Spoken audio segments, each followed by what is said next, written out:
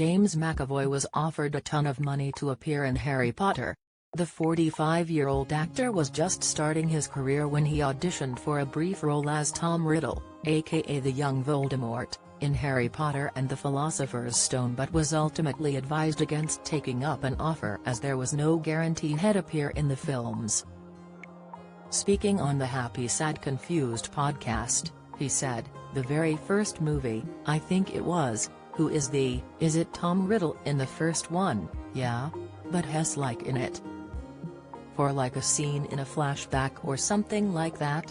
And they had, I simply remember it was right in the beginning of my career.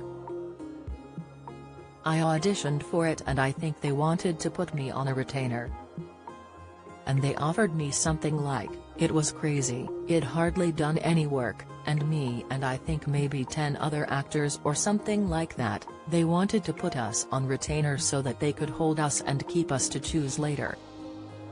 The Speak No Evil star admitted the offer was a really strange thing and was a huge sum for an up-and-coming young actor. He added, "For me, at that time, it was a ton of money, it was like £40,000 or something like that, and it'd done very little work. But if he had agreed to the retainer, James wouldn't be able to do any work for about 7 months, so his agent Ruth Young told him not to accept the offer and he went on to take a lower-paid theater role instead, which was the making of him as an actor." He added, "She was like, we're going to go do something else, and I ended up doing the play, where I got booed by a homophobic gentleman. I did that instead and I think got paid £275 a week. But it was part of the making of me, and I actually got in acting work. I was actually learning and doing all that."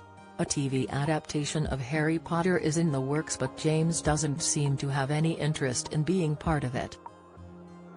Asked if he'd auditioned for the project, he said, "I don't know if there's anything that I'm really missing in terms of what I've covered.